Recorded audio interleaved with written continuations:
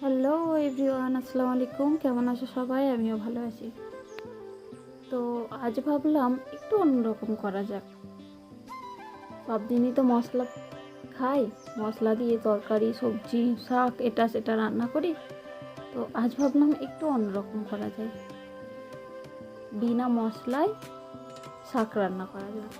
তো এই শাক আমি শ্বশুরবাড়ি থেকেই শিখেছি রান্নাটা।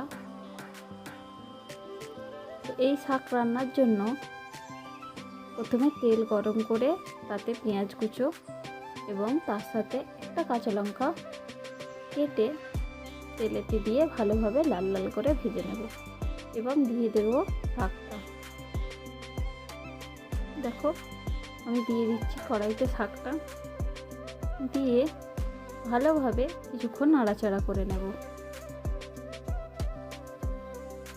যতক্ষণ না শাকের পানি ছাড়ে ততক্ষণ পর্যন্ত নাড়াচাড়া করতে থাকবে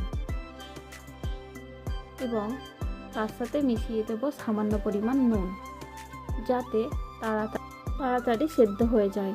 এবং নুন দেওয়ার পরেই ঢাকা দিয়ে দেবো। দেখো, কিছুক্ষণ পরে ঢাকা খুলে দেখলাম শাক থেকে প্রচুর পরিমাণে পানি ছেড়েছে।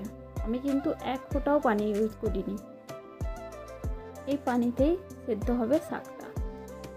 তো এইভাবেই ফুটে ফুটে শাকের পানিটা কমে এলে লো হিটে ভালোভাবে নাড়াচাড়া করে পুরো পানিটা মেরে দিয়ে তৈরি করে নেব পালং শাকের ভুজিয়া।